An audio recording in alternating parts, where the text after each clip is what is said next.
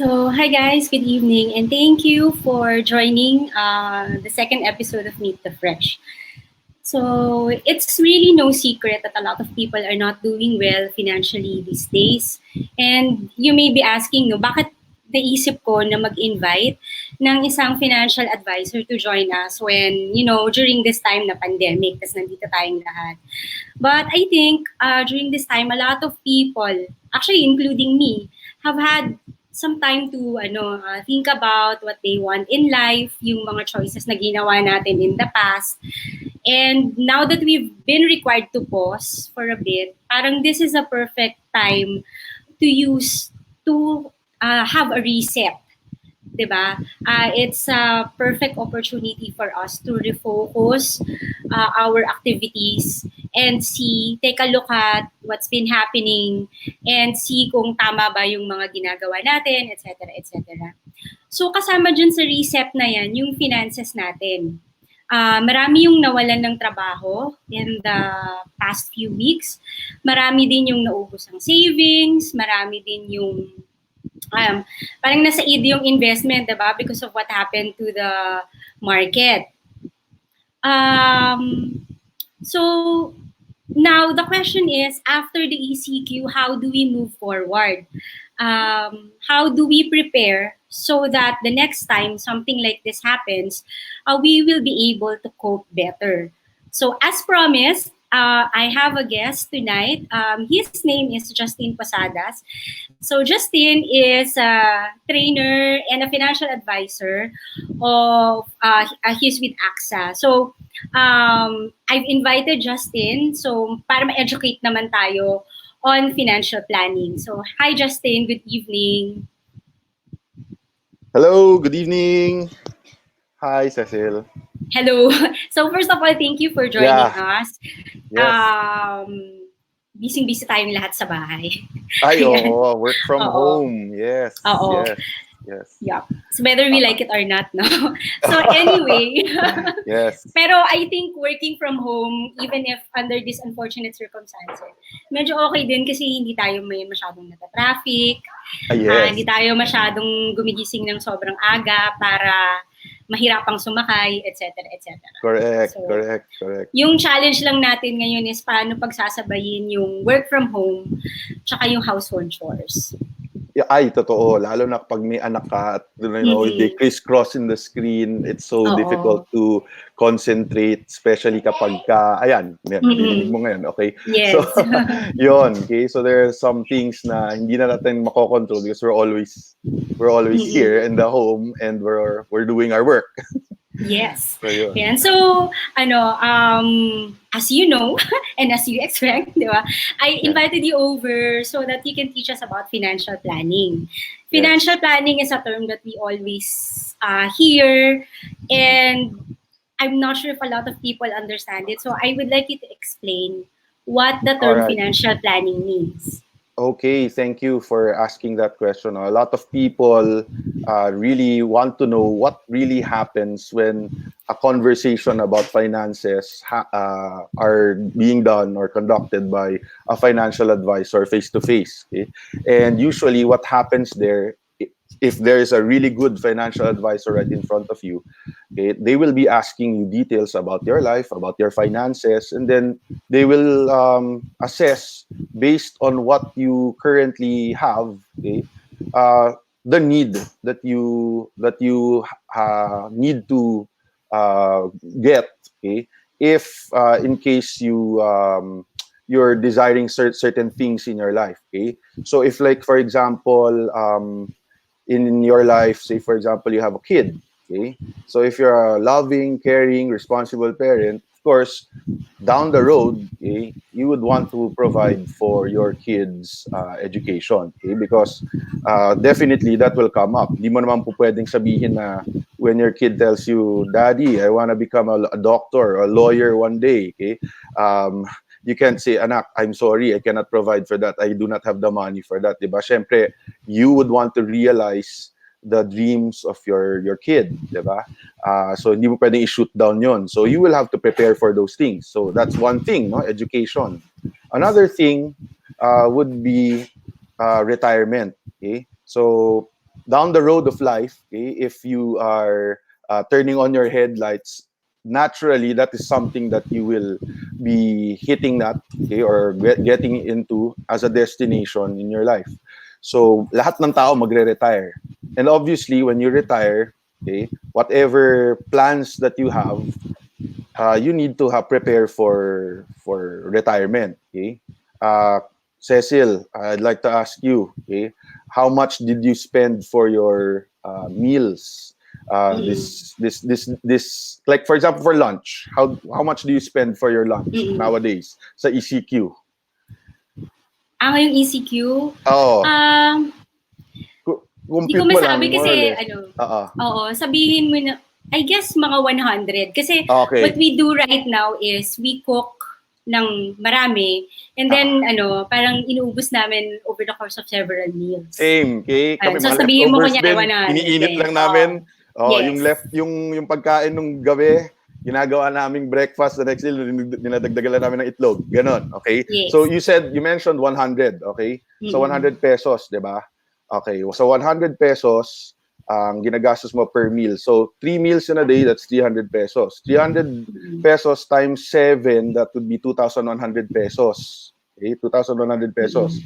Mm-mm. Tapos, yung 2,100 pesos na yan, multiply it by 4, kasi in a week, di ba?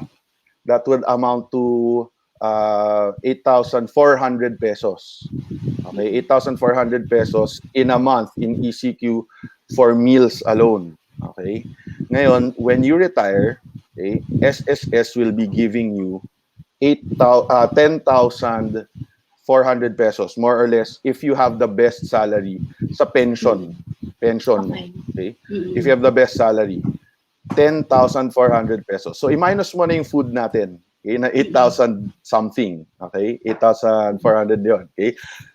So, how much is left? You have around 1,500, 1,800, almost 2,000. Pagpalagay mo na 2,000 pesos, okay? Yung 2,000 pesos na yan, meron ka pang kuryente, meron ka pang tubig, meron ka pang iba-iba pang mga expenses, grocery, okay? Toiletries, okay? All of those things. Wi-Fi, obviously, kailangan na kailangan yung ECQ, di ba? So, if kapag umaasa ka lang sa ibibigay ng gobyerno in the future, talagang mapipilayan ka. Okay? Kasi if you really need to prepare for retirement. Okay? It's something that you really have to bear in mind that hindi tayo dapat umaasa lang sa whatever the government provides us. Okay?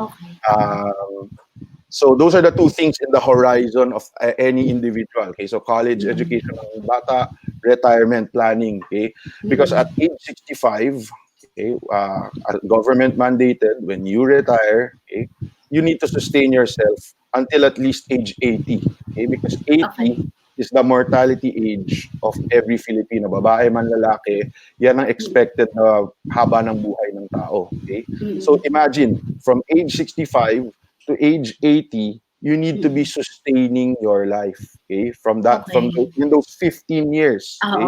And you pulled the plug already in your income, di ba? Kasi nag-retire ka na. No company out there will give you benefits continuously until your age 80. Kahit gaano ka katagal nagtrabaho dun sa kumpanyang yan. Di ba? Mag-artista ka na lang pagka-retire. Ay, oo. Magmo-model na lang ako. Di ba? Anyway. So, and here's the thing, no? Even your HMO, hindi tutulayan ng company. There's no company out there that will say, okay, we will provide for your medical needs when you turn age 65 until you turn age 80. Kaming bahala sa iyong mga medical expenses. Kahit gaano ka katagal dun sa kumpanyang yon, kahit gaano ka dedicated, ka-trusted na mga tao dun, ka-well-loved na mga boss mo, they will not give you that kind of benefit. That's too expensive for them to shell out to you. So you're left on your own, man. So really, you need to prepare for those things. And people think, it's something that is going to be spoon-fed to them. Okay? Yan na, dyan na pumapasok ang adulting. Okay? So kapag sumusweldo ka na, okay, you turn 25, you turn 30, and you realize, wait a minute, I need to prepare for this. You have to act on that and execute on that idea because that is something that you need to prepare for. So those are the things in the highway of life. I like to call it like that. Oo. The highway Ay, of life. Yan ang oo. kailangan mong i-prepare. Okay? So, Mm-mm. yun, basically. So when a client talks to you, when a financial advisor talks to you, that's the things, those are the things that Ito he yung tinatawag mong expects journey from mo. you. Oo, Oo. yung road trip of life mo, okay? Mm-mm. So, yan ang dalawang bagay na ipe-prepare mo, retirement and college ng anak, okay? Pero down this road of life, okay, while you're driving down this road, okay, obviously, anything could happen. Okay? Oo. Anything could happen, di ba? While you're growing your investment, while you're growing your funds, while you're growing your money, nagsisave ka ng pera, okay? You could have engine failure, you could have a car smash into your car, okay? You could have a flat tire, whatever it is. There are things There could be a pandemic, there can be a diba? pandemic just like this one, okay? Which we Yeah. never saw coming, di ba? We never really saw Oo. coming, di ba? Okay, Oo. so those kinds of realities we need to also prepare for. Kasi if college and retirement are things that we foresee in the future, we have to prepare for also the things that we cannot foresee and that can happen at any point in time. Okay, so I would liken these engine failures, these road accidents, to be the medical emergencies that happen in our lives or the Mm. untimely demise of any person who is an income producing in the family. Okay, Oo. so kung nawala yung mga yan, yung Oo. mga dreams, yung mga aspirations ng bawat tao sa pamilya, syempre, Yes. mapuputol din, di ba? Hindi Yep. nila ma-achieve yung kanilang mga goals. So, okay, imagine, if you love your kid, if you love your wife, if you love your husband, okay, you have to ensure that whatever dreams that they had, okay, while you were still alive, will still Mm. continue going on. Tuloy-tuloy pa rin yung biyahe sa Oo. road trip of life nila. Mm. Okay? Mm. Kahit sa'yo, okay? That's why in the pyramid that I have there, Okay. which yeah, this one shows you your financial house. I'd like to uh, uh, call it the financial house. Cecil, Mm. sa isang bahay ba, ano bang pinaka-importanting parte ng bahay? I think yung foundation. Very Tama good. ba ako dyan? Kinakabahan ako. Baka mali Tama yung ka. Eh, sagot ko. usually when I ask that in class, may mga sumasagot ng bubong, may mga sumasagot ng dingding, okay? Although they are all important. Like this one, for example, in this pyramid, I'm not Mm-mm. saying in this pyramid, si retirement ang pinaka-importante dahil nasa tuktok siya. We're likening this image to a house, di ba? So, Oo. so ibig sabihin lang yan, okay, the foundation, like what you said, is the most important. So yes, Mm-mm. it's important that meron kang bubong. It's important that you have retirement planned with you, okay? It's Mm-mm. important that you have planned education. Those are expected needs ng lahat ng tao. Savings, investment to beat inflation. You need to have those things set aside for you, okay? Pero while you're growing your money, anything can happen that can impede the growth of that investment, okay? Oo. Or totally wipe it out completely. Meron kaming kapitbahay dati where I used to live. He had so many cars. I think he was a politician. Okay, so Mm-mm. when this guy jogged sa village namin, talaga may baon siyang pera. Okay? Ay, okay. Wad of dough, like a 50K in his pocket. Why? Oo. Because when he jogs, sinasama niya lahat ng mga kapitbahay. Tapos lahat ng mga kapitbahay na yan na nagja-jog with him, they'll end up in a McDonald's or a Jollibee. Tapos grabe, libre niya lahat ng tao doon. As in, Oo. everyone gets a meal. Tapos nakakatawa, lahat ng mga tao na nandun, meron pang baon para sa mga taong hindi nag-jog with them. So magbaon pa kayo para sa mga anak, sa mga kasambahay nyo, okay? So they'll go home happy, all of them, ganyan, okay?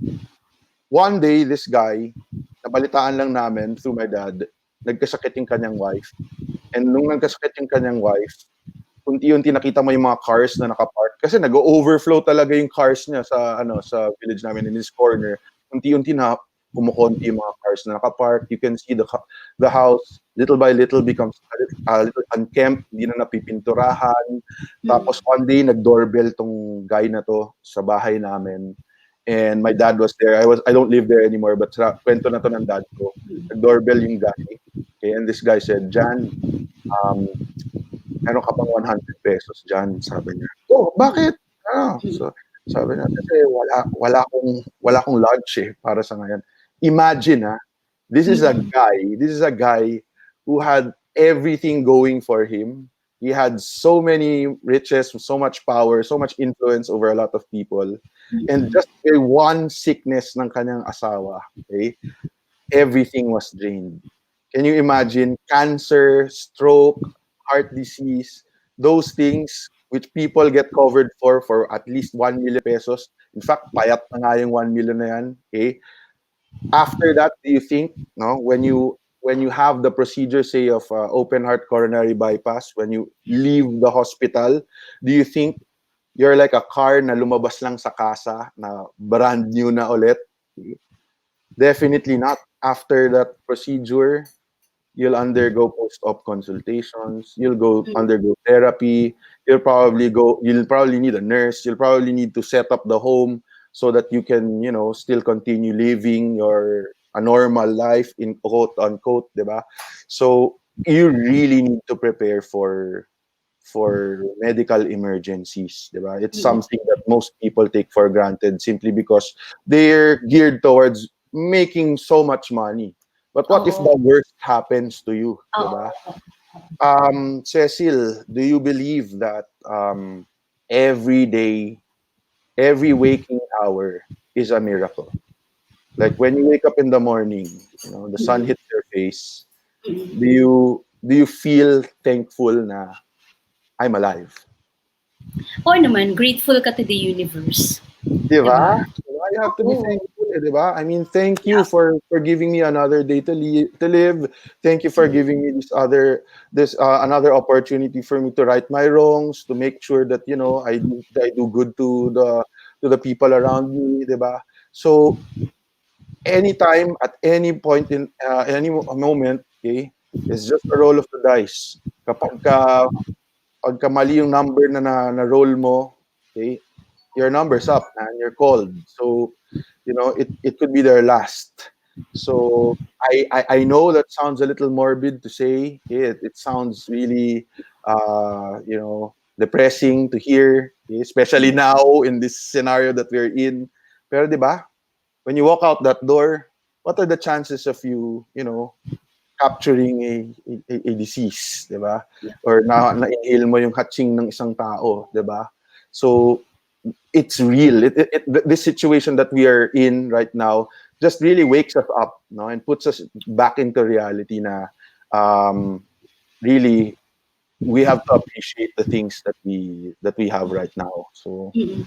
So, so ang dami mo ng ang dami mo ng nakausap, diba? Kasi you conduct yes, training, and then you also talk to people who want to become clients, etc.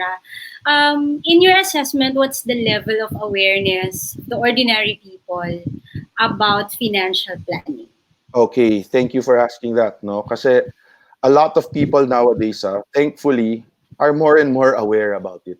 Okay? Mm-mm. Kasi, I'm pretty sure sa mga friends mo, ilan sa kanila, mga financial advisors din like me, or just turned financial advisors, and nare-realize na nila, na-open na kanilang mga eyes nila to the reality that this is something that everybody needs. You go to a first world country, everyone there's covered with insurance. Okay? You go to Canada, everyone there's covered. You go to South Korea, everyone there's covered. Okay? You go to America, of course, that's first world country. So tayo, unti-unti natin na-realize yung kagandahan ng life insurance, yung kagandahan ng being protected. Nasunog lang siguro tayo historically when it comes to investment. Dati nung nagkaroon ng mga pre-need na mga plans, I don't know if you're familiar with Oo. some companies that collapsed because a lot of Yeah. people invested in a structure that was not sustainable over time. Okay, and people sort of like saw insurance work in parallel lines with that, para siyang re-emergence ng ganon, ng pre-need. Insurance is not pre-need. Okay, it is money that you get at the point when you need it most. So iba siya. Okay? Ibahin nyo siya. So yung mga Oo. experiences ng mga tao, okay, in the past, about insurance, about about pre-need, yung mga ganun, na-associate nila sa mga ganun. And they don't know that what insurance is today is something that really truly helps people. That truly helps people really get over the hump of their lack of finances. Okay. So yung question ko pala, kasi earlier you Lang, mentioned go. that Yeah. when you talk about financial planning, one of the goals mo is, syempre, kung meron kang anak, is to be able to provide or at least prepare for the education of your child. Tapos Correct. nabanggit mo nga, di ba, na nagkaroon ng collapse ng pre-need industry. Actually, yung bulto niyan talaga dati was educational plans. Yeah. So ngayon na parang for the most part, patay na yung pre-need, at least with regard to educational plans. So Yes. ano ba yung pwede kong ipalit? Kung gusto ko kunyaring mag-prepare para sa education ng aking anak, but wala na akong makita or at least hindi ako sigurado dun sa educational plan na available, ano ba yung mga options ko? Okay. That's a very good question. The best solution, I would believe, no, for a plan for education would be insurance and investment. Okay, we call that VUL, variable unit linked investment. What is the beauty of that plan? Okay, well, in a plan that builds for the education of the child, okay, so meron siyang investment na lumalaki over time, okay, and at the same time it ensures that the kid will go to school no matter what happens to the person who's putting him or her in school. Okay? So kung namatay si mommy, kung namatay si daddy, na provider nung schooling nung bata, okay? At that point in time, kung namatay siya, pwedeng may makuha from the base plan ni client, okay? And every year, from the death of the parent until the child graduates, merong perang makukuha para dun So sa education ng makakapag-aral bata. siya. So kahit namatay si parent, Oo. makakapag-aral siya, may ensure yung kanyang education. Okay? So we have a plan like that. Okay? At ang kagandahan pa ng investing in a plan like VUL, okay, bukod sa over and above, no, just education need. No? When you invest in an insurance plan with an investment component, okay, as opposed to say investing in some other investment vehicle like stocks lang, for example, okay, ang kagandahan nito is number one, you're not just investing in one company or two or three companies, okay, you're investing in a whole fund universe, okay, that you can choose, okay, and you can also control how much of a risk you would like to put in that investment. Kasi sa investment, generally, if it is high risk, high yung returns mo. Parang sa sugal, kung malaking tinataya mo, okay, malaki rin yung returns na mababalik sa'yo. Okay? So, ganun din sa stocks, okay? So, sa stocks, ganun. Pero, dito sa investment-linked insurance, it's a whole basket full of different funds. So, hindi ka lang nag-invest sa isa or dalawang kumpanya. Kung nalugi pareho yun, talo ka na. Pero ito, ang dami mong ini-investan. Okay? So, kung malugi ang isa dyan, the other company might be gaining, so nami-mitigate yung loss. Okay? And another thing that is good about investing in insurance and investment plan is that you don't have to do the investing for your money. Okay? Kasi we have a fund manager who makes sure that that investment is being monitored day in, day out. Okay? Hindi ikaw yung natutulog sa harapan ng laptop tapos nakikita mo, okay, bumagsak siya, okay, benta, benta, benta. Okay? Ay, bili, bili, bili. Pagka umangat, benta, benta, benta. Diba? Hindi ikaw yung nagmo-monitor nung ganun. Kung hindi, si fund manager na who has the experience, who has the skills, who has the know-how in investing. Okay? At the same time, okay, bakit siya mas maganda rin, okay, is because it has an insurance component. So which ensures na whatever happens to your investment, whatever happens to you, okay, magkasakit man, mamatay man, maaksidente man, whatever risk that befalls the person who invests in a plan like this, tuloy-tuloy yung benefits na makukuha ng whatever you intended it for. So if it's for education, tuloy-tuloy yung education ng bata. hanggang siya ay mag-graduate. Okay? Kung kunwari sa retirement plan naman mo kinuha yung plan na to, kung ikaw ay mabaldado, tuloy-tuloy pa rin ang paghulog ng plan. We have a rider called waiver of premium rider in a Okay. plan. You can attach that to a plan. If client gets totally and permanently disabled, the insurer will continuously build for your retirement kahit na hindi ka na income generating. Kasi it is assumed na nabaldado ka, hindi ka na makatrabaho. Itutuloy Oo. pa rin ng insurance company yung paghulog Ito sa ba yung premium ito ba payments. yung kasi may mga So yun ang naririnig kagandahan ng insurance. oo.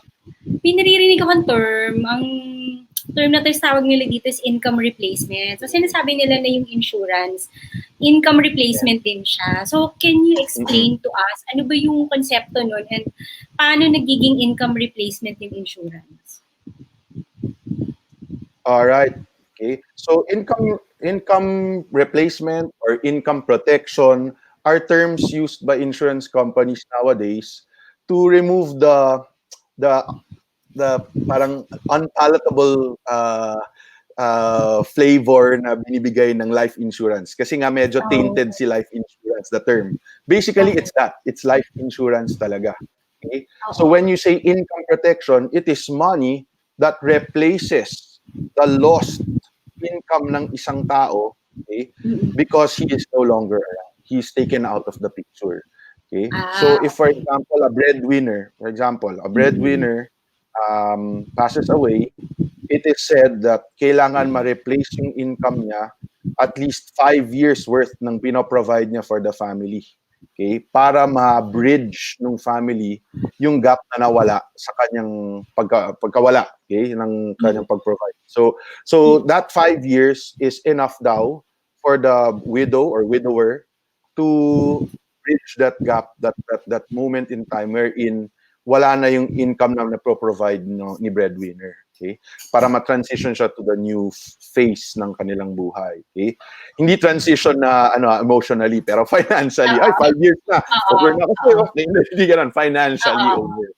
Okay, okay. Para maka-move on siya. Tapos yung isang iniisip kasi ng mga tao is, di ba yung insurance, babayaran lang yan pag namatay ako.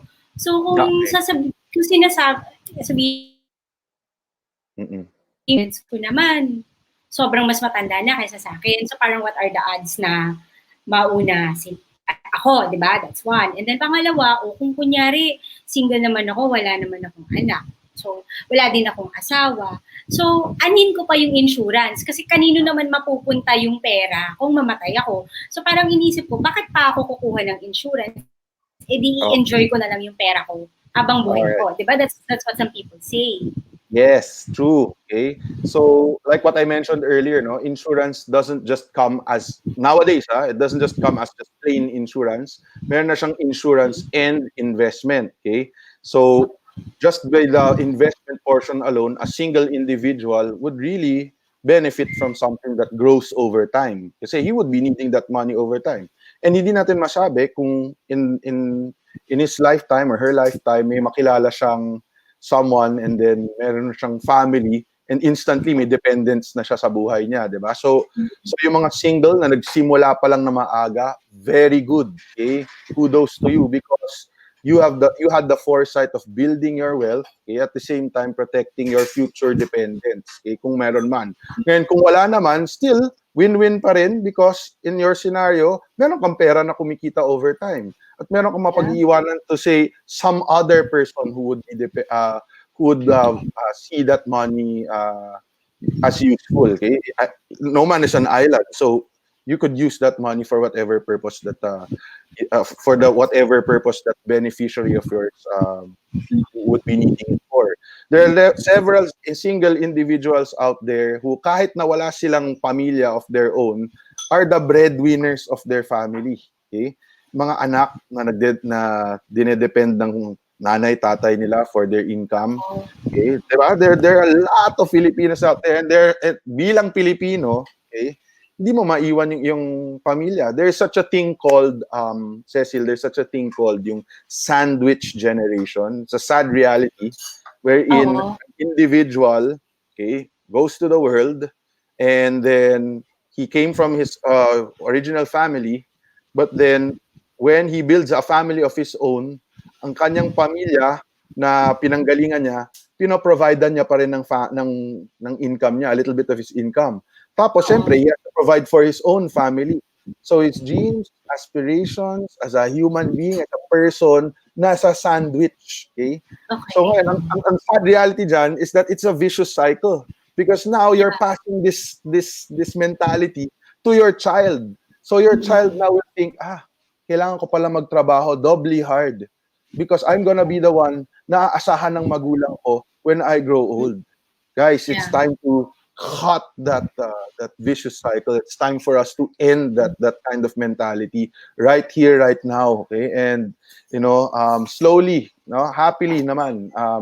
I'm happy that Filipinos are waking up to that realization na, yeah, oo nga, no? Dapat hindi na ako umaasa sa magulang ko.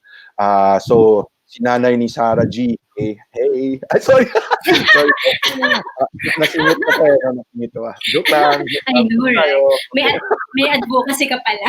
Oo, may nilalaban ako, friend. Oo, may nilalaban ka. Oo. Pero actually, parang I don't really blame the generation before us for the choices that they made. Kasi at that time, hindi pa naman laganap. Yan. Yung awareness, di ba? Nang you have to provide for your future, that your retirement is your obligation, not your children's obligation.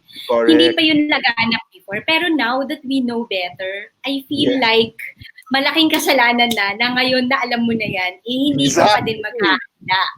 Exactly. Di ba? Exactly. Especially kung naranasan mo kung paano yung hirap nun. that you need to diba? I mean, it's not a bad thing, but the reality is you really have to adjust everything, di ba? Para kasi you're not just thinking about you. So there will be choices like even yung trabaho that you get, 'di ba? Minsan I hear some of my friends na parang kahit hindi na sila masyadong masaya sa work, they still have to keep on working because so many people are depending on them, etc. etc. Tsaka wala yung mga eksenang follow your dreams kasi maraming nakadepende sa iyo eh. So that's out diba? of the window. So, wala na. Yeah, so ang inisip ko sana naman yung mga parents now, they don't want that for their children. Exactly. Diba? You want your children to be able to prepare para sa kanila din. Kasi katulad ng kwento mo nga na yung neighbor ninyo na who's living fabulously. Diba? Na parang everyday is Christmas Day sa kanilang neighborhood. Oo.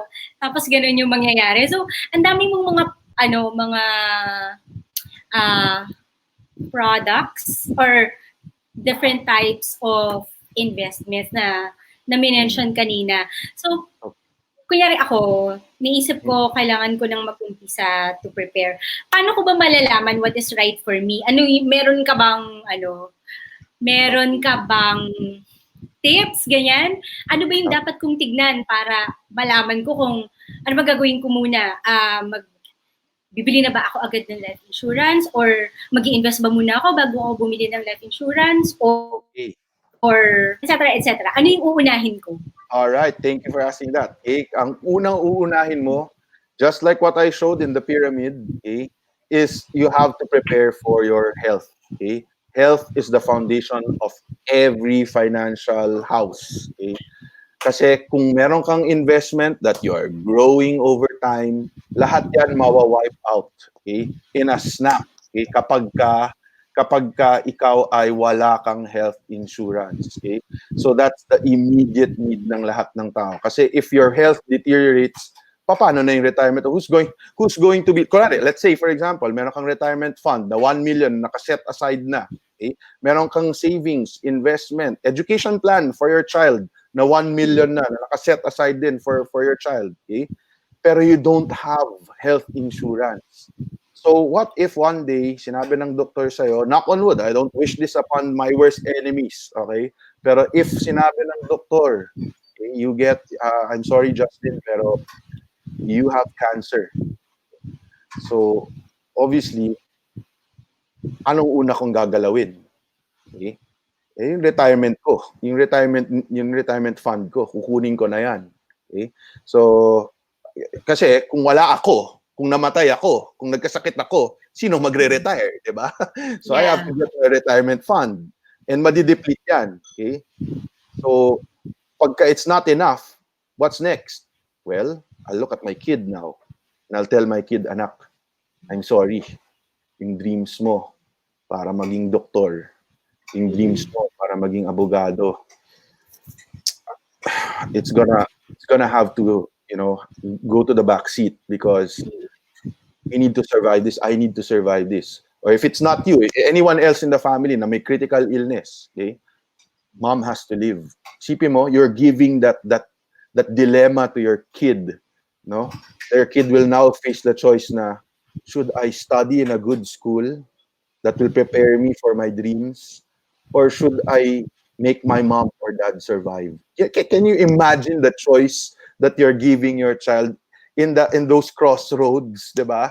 So that's such a heavy burden, 'di ba? So you do not want to deplete your savings, your investments, yung mga funds mo that are set aside for your future goals and needs, your family's future goals and needs also, just because a critical illness came to you. Pag kumatok ang cancer sa pintuan mo, hindi mo pwedeng sabihin, cancer, wait lang ha, hindi pa ako ready sa'yo. Okay? that's, di ba? That's a Yes. reality, di ba? If it knocks on your door, man, it's gonna take everything from you. Yes. Little by little. Usually, pag cancer, mauubos talaga lahat ng ipon. Mauubos lahat, di ba? Mauubos lahat. And I don't have to share a horror story to you. I'm pretty sure you have a friend or you know someone who knows someone who has experienced this already. And critical illness does not choose anybody. Okay? Kahit sino, pwede. Okay? I had a co-teacher once, okay, 23 years old, okay, lumapit sa amin sa Christmas party. Pare, kinakabahan ako. O bakit? Kasi kaka-jingle pa lang at sa banyo, parang itim yung lumabas sa baby ko, sabi niya. And little did we know, it was blood. Okay? The next day, when we met again, nagpatingin siya sa doktor, only 7% of his kidney was working. Can you imagine? This guy is like just any typical 23-year-old guy. Okay? Well, he drinks occasionally, pero alam mo yun, no one in his family had the history na ganun. So, what had happened to him? Okay? I know of someone, marathoner, never ate, never had, did anything that was unhealthy in his life. Nagka-stroke. Okay? I know of someone na never smoked a cigarette in her life, nagkaroon na lang cancer, namatay. Okay? So, we don't know when it's gonna happen, who it's gonna happen to, at what age it's gonna come, but it could happen to the best of us, the healthiest of us. Even if iniiwasan natin lahat yan, the world that we live in will still force its way in our life. The air that we breathe, the habits that we choose, the food that we eat, yung mga McDonald's natin na yan, na kinakain natin, that could put a toll on our blood, yung mga fast food na kinakain natin. And, kahit na we choose not to eat it, wala tayong panahon na mamili pa Andiyan na yan, nasa harapan mo na, di ba? Yep. So, the world that we live in, kahit na we make conscious efforts, parang diet lang, kahit na we make conscious efforts to really abide by our promise, Yes. we will really have to live in it, diba? So we need to prepare for healthy talaga. That's first and foremost. After that, that's when you prepare for your investments. Okay? So papatungan mo yung foundation mo ng health and life insurance, kasi untimely demise, lalo na kung meron kang dependents, protect that, and then you go proceed with your investments. You build on a fund, yes. So ang first mo is health. Yes. And health insurance. Yes. Okay. And then next is life insurance. Mm. Okay? And then investment. And then investments, okay? So Oo. your investments that will hurdle over uh, uh, uh, ano to? Inflation, okay? Okay. O So, sige, pa-explain nga yun kung bakit kailangan na yung investment. mm-mm. Kaya niyang labanan or ma-overcome yung inflation. Why is that important? Okay, so that's important simply because yung pera mo na iniiwan mo sa iyong bangko, sa iyong alkansya, sa ilalim ng kama mo, sa iyong safety, security, whatever, okay? Yung mga pera na yan, kung hindi mo nilagay sa isang investment vehicle, that value of your money will never ever be the same as it will be today, tomorrow. Okay? Tomorrow, hindi na ganun yung pera mo. Kunwari yung 1,000 pesos mo, naiwan mo sa isang jeans mo, okay? Tapos hindi na uso yung jeans na yan for 10 years. Tapos binuksan mo yung baul mo, tapos nakita mo yung jeans na yun ulit. Tapos, uy, may 1,000 pesos dito. Okay? Matatawa ka na lang sa halaga niya sa panahon na yon. Okay? Kasi yung purchasing power ng 1,000 pesos yan has depleted over time. Okay? Hindi na siya ganong kasing halaga 10 years ago when you originally had it. Okay? So mga papangiti ka na lang, hindi ka mababaliw na, oh, may pambayad na ako ng utang. Okay? No. Okay? So it's very important that we maintain or exceed, okay, the inflation rate every year so that yung value ng money natin is preserved over time. Okay? Um, and nabanggit mo kanina when you introduced me that this this COVID, this lockdown that we have, quarantine natin, okay, is a double-edged sword, okay? Syempre, mas pangit siya, di ba? But at the same time, okay, sorry, it's a coin that you can flip, okay? On the other side, okay, it is something that you can also take advantage from, okay? If you take a look at the next uh, image that I shared there, this image shows April 26 po yan, okay? That's the stock market, PSEI, okay? That's the top 30 companies in the Philippines currently, okay? That are open in the market today. All right. So that's their performance. So, ayun yung kita nila, okay, over time. So if you can see the graph, okay, hindi siya medyo malinaw, pero if you look at the far left, noong 2012, okay, siya nagsimula. Okay, tapos, this graph in particular, nakikita natin is from 2012, okay? And then you can see there, 2020, okay, ngayon, the blue dot is where we are at, or where we were at, noong April 26 when I took a screenshot of this image, okay? So what does that mean, okay? If you invest today, okay, or in that level, you would be investing at a bargain price. Okay, you will be investing at a level that was a level experienced way back in uh, uh, post near the end of 2012. So napakamura ng stocks ngayon. Okay. So if you invest in a VUL which invests partially in stocks, okay, and bonds and fixed income, kasi nga diversified yung investment sa isang VUL, di ba? Okay? So you can gain a lot if you invest now because investing at a point in like this, okay, right now would mean higher returns into the future, especially in the long term. Okay? Kasi kumbaga parang mura mo nabili, so pag tumaas na yung presyo, mas malaki yung di ba, yung tubo mo, basically. Correct. What happened. Basically, that's what this graph is sharing with us. Na ngayon, mura siya. Okay? Pero babalik din siya sa dati. And slowly, China is going back to its feet, di ba? Si Wuhan nila doon is slowly, getting back to normal, in quote-unquote, okay? Pero the production is getting back on track na, 'di ba? Italy, kumukonti na yung mga cases nila doon, 'di ba? So the world market is slowly picking up its pace. In fact, ito nasa 5,400 mark siya, 'di ba? If you will see that one, the numbers on the right just show how much the unit prices are at this particular point in time. Little by little, today it's May 2, di ba? Okay, nasa 5-6 na siya. Little by little, it's inching its way up. Tumataas na. Oo, paangat siya ng paangat. Now, I'm not saying and it's gonna shoot up Kasi immediately syempre after. nakikita nga natin may pababa pataas yan. Oo, may pababa Oo. pataas yan. Hindi natin masisigurado yan. Hindi siya Oo. guaranteed. Pero if you nakikita mo yung before yung trend niya. Kung titignan mo yung long-term trend, tumataas talaga siya. Yes. Thank you for saying that, Cecil. Correct, no? So kung ang goal mo is long-term, so say you're 30 years old and you want to retire in, say, age 60, 65, okay? Perfect na opportunity ngayon to invest in stocks.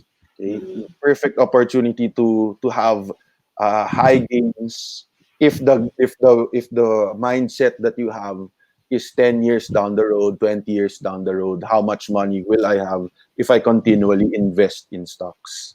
If I continually invest in a plan like this. Okay? Kasi mababawi ko siya over time. Kasi like what you said, the trend really is if you invest now, okay, you'll get high returns into the future. Sabi nga ng maraming mga investors, the best time to invest was yesterday.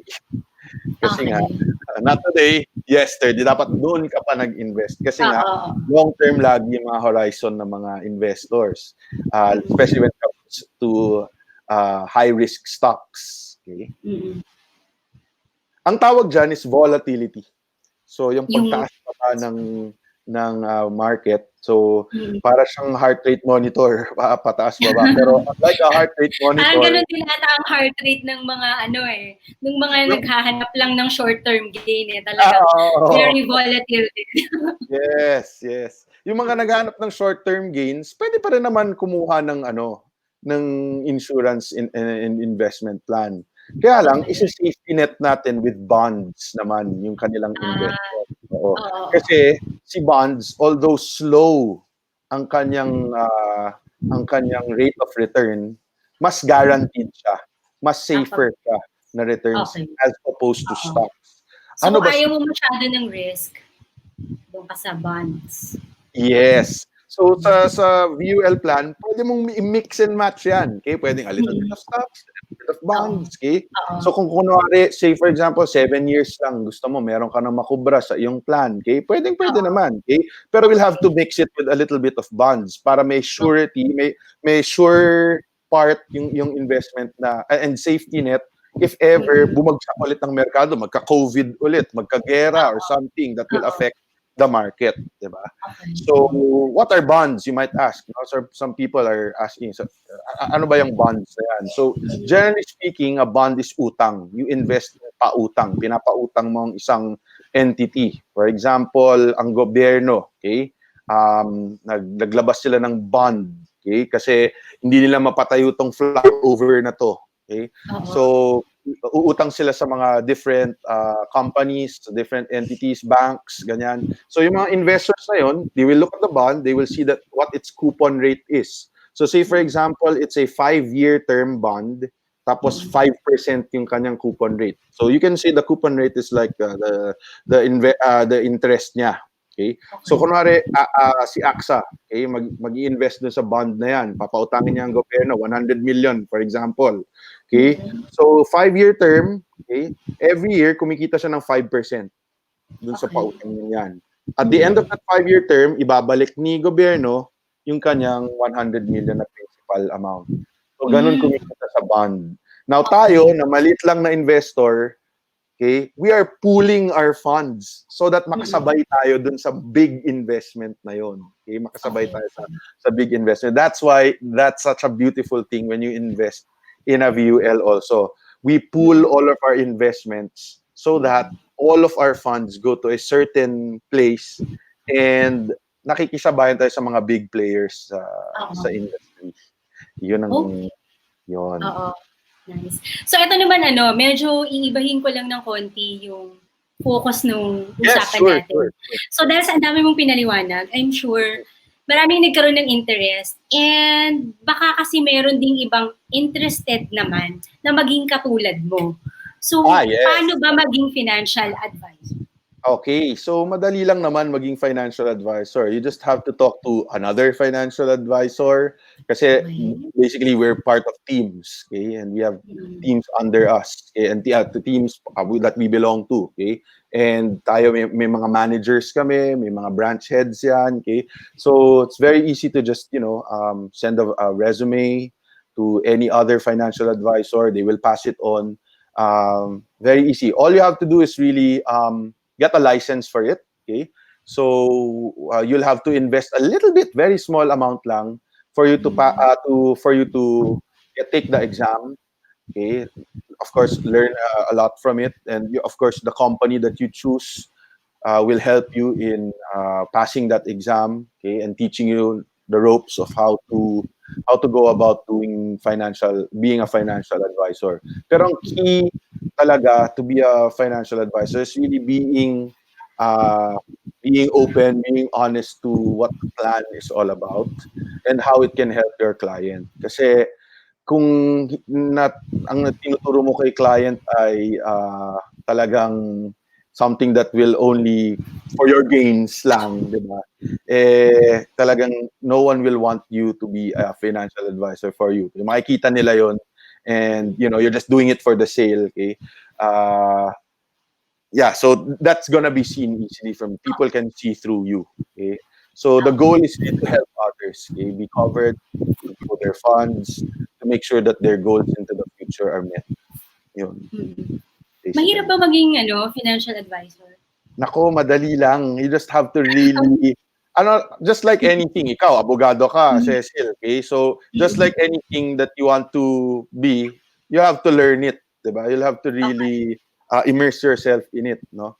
I train financial advisors and alam ko yung hirap na dinaranas nila sa training, trying to understand how it goes. Pero really, what the best educator for a financial advisor is really going out there in the field and learning the different needs ng mga tao. Okay? And Mm. that's where you learn how to become an educator, a vendor, and a specialist for your client. So those three things nagiging ganun ka if you're exposing yourself in the field, really finding out what are the needs of your client. Kasi that's really where a financial advisor is best when they solve the needs ni client. Okay? Mm. Kung lost si client, hindi niya alam saan siya magsisimula, then you always suggest health need talaga ang kailangan mong umpisahan client. Okay? Mm. Pero kung nagpupumilit si client, gusto niya unahin yung kanyang education na kanya, wala naman tayong magagawa, pero ni client yan. So, syempre, yun ang i-offer mo kay client. Diba? Yun yung kanyang pressing need at that particular point in time. Pero sabihin ko sa inyo, just this morning, I talked to my financial advisor. 6 months into the plan lang yung kanyang isang client niya. 6 months lang into the plan. Na namatay.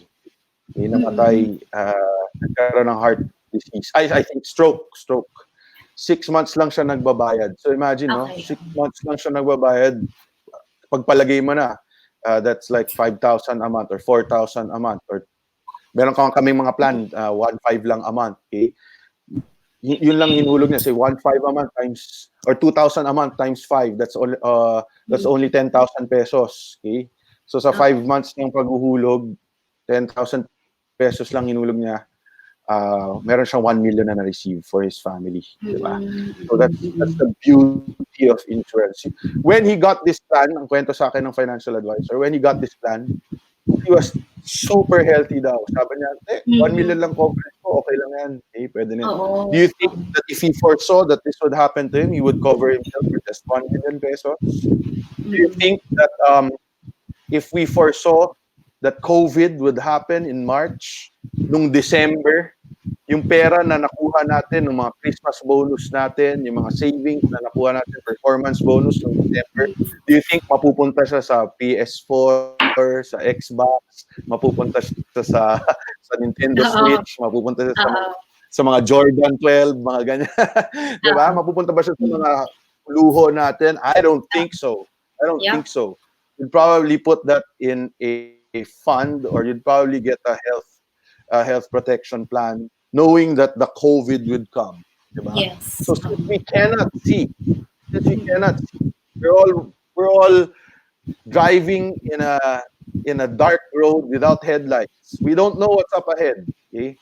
Since we're doing that, all of us are like that. Okay? Don't you want to have the protection of having critical illness insurance, accident insurance, life insurance for the people who we love, diba? For the time when we need it the most. Okay, oo. So, I think ang next na iniisip ng mga tao because of all the things you explained is, Mm-mm. mahal ba ang insurance? So, paano ko ba Okay. malalaman kung kasi 'di ba yun din yung isang Okay. I think nakaka-intimidate. Baka may mga interested pero nahihiya silang magtanong kasi iniisip nila baka ang mahal-mahal. So, paano ba kino-compute yung babayaran at mahal ba yun? Okay. So yung computation ng binabayaran falls on the lap of an actuarial. Okay, or an actuarian. Okay. So that's a person who computes for the risk based on the risk factors ni client. Okay, yung risk ni client based on the things that he has, like the demographics that he has. Okay, so say for example, may edad na si client, syempre mas mataas yung kanyang mortality risk. Okay? So habang mas bata ka pa, okay, and yung occupation mo rin is also a factor, okay? Yung iyong habits, okay? That's why financial advisors ask if you're a smoker or non-smoker, okay? Kasi that also is a very very huge factor when it comes to knowing what risks you have, okay? So those things, no, ganun siya kino-compute, okay? So would you believe, no, for a 30-year-old male non-smoker, okay, for a plan that can cover him for 1 million pesos, okay, at least 1 million pesos, for a plan that can cover him for 1 million pesos, that's 56 major critical illnesses, including heart disease, stroke, cancer, and 18 minor critical illnesses like angioplasty or early stage cancer. Okay? And a plan that also covers for his life. All in one to, all in one. Okay? Critical illness, life insurance, meron pang advanced health fund that he can enjoy when he is at age 30. For a plan like that, 30 male non-smoker, he can only magtatabi lang siya ng 2,000 pesos a month or less. Okay? Oo. 2,000 Parang pesos. ano lang yun parang isang buong Starbucks araw-araw. Parang isang, di ba? Oo. You just set that aside and you're already covered until age 100 for any major critical illness that may come your way until age 100. And here's the thing, you don't have to pay forever for a plan like that. Okay? Yung plan na ganon, 20 years to pay siya. 20 Okay. years to pay siya. So, you might think, ay, grabe, ang tagal naman, 20 years. Di ba? Tagal, 20 years. So, computein mo, 2,000 pesos per month. Okay? So, 2,000 times 12, that's 24,000 pesos. Ay, sorry, 12,000 pesos. Ay, sorry, 24. Hindi nakatapat talaga. Financial advisor, mahina sa math. Okay? Okay, so 2,000 pesos times 12, that's 24,000. Times 20, that's 480,000 pesos. Suma total ng binayad mo in 20 years. How much are you covered for again? 1 million. So basically, the insurer, because you trusted the insurer, basically just gave you for 520,000 pesos just because you trusted the insurance company. Here's the thing, okay? If you get critically ill on your second month or third month, okay, at 6,000 pesos lang ang binayad mo, you get your 1 million pesos, okay, off the bat at point of diagnosis. So, when I say at point of diagnosis, nalaman mo lang, Justin, meron kang cancer. May cancer ako, oh my God. Okay? So, nalaman ko pa lang, hindi pa nalagas yung buhok ko dahil sa chemotherapy. I just was given that diagnosis. Hindi ako nangingisay-ngisay sa isang deathbed ko or malamig sa kabaong. Nalaman ko pa lang kay doktor. It just came out of his mouth.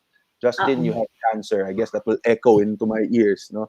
Oh my God, I have cancer. Pero, meron akong health plan. Okay? I get my 1 million off the bat. Okay? Na I can spend cash, okay, for whatever purpose that I need. Okay? So, syempre, at this stage, I Siyempre, really papapagapan ko. yes, di ba? Oo. At Oo. that point in time, Cecil, the plan terminates. I don't have to pay a single peso anymore. Mm-mm. Natigil na yung plan. So Oo. 6,000 pesos na binayad ko, may 1 million ako. 'Di ba? San ka pa? So Because kahit na fully pay mo, o kahit na before hindi ka pa fully paid, mangyari na yung kinatatakutang mangyari, covered ka. you get the full benefits of your 1 million coverage. At least 1 million. Kasi itong Oo. plan na to, pwedeng up to 10 million yung coverage niya. Okay. So, yun ang kagandahan nitong plan na to. So, it gives more than it takes away from you. So, that's why this is one of the plans that really sell like hotcakes sa amin because it gives more than it takes away kay client. Okay? Okay. And on that note, I would like to thank you kasi we've already been speaking for 1 hour. And I Wow! think flinash ko dito yung yung Facebook page ni Justin. So it's Just Insurance Now. And I think meron ka pang ibang ways na pwede ka nilang kontakan kung may tanong sila sa'yo. Yes, okay. So i-share natin. Sige. You can also contact me. Actually, wala na dyan si Just Okay. Insurance. Sige. Pero you can contact me. I will I'll just say my cell phone number na lang. It's 0998 963 4100. Again, 0998 963 4100. Okay? Or you can contact me through Facebook. Just look for Justin Posadas, okay, in Facebook. Okay? I'm the one with the logo of my company on top of my head. Okay, Justin Posadas. Okay. So, yan. Pero the best way to contact me is really through my FB page. So, si Justin Insurance Now yung slash niya. Pero Justin Insurance, you can look for that logo na lang din. Okay. There you go. Yes. And yun nga, so if you have any questions, hindi masamang magtanong, you can you can just contact him. Wala namang bayad at di ba? Walang bayad at all. Pagtanong, oo, kasi kahit lawyer nga, pag tatanong, ay, depende pala sa lawyer. Pag nagtatanong, minsan parang may hinanakit doon. Minsan pag tanong, hindi, ako kasi minsan pag may tanong sa akin di ba? Yeah. Anyway, so thank you for joining us, and Thank you for giving me the actually time. learned a lot. Sana pagkatapos ng pandemic na to at bumalik tayo sa mga trabaho natin with renewed focus on what is more important in life. Yeah. Karirin na rin natin at galingan na rin natin yung pag-financial planning, diba? Kasi baka maulit pa yung pandemic. At least next time, ready tayo. Yes. Diba? Thank all you. Right. Thank you, Meet the Fresh. Okay, more power to you. Okay, more power to you, Cecil. Okay, I hope na lumaki pa ang ating following because you're really helping a lot of people with the information that they're sharing here online. Okay, so thank you so much for this opportunity. God bless you and stay safe. Wash your hands. I will. Hindi masyadong halatang friends kami ni Justin. Okay. Thanks, guys. See you next week. Okay, see ya. Bye. Bye.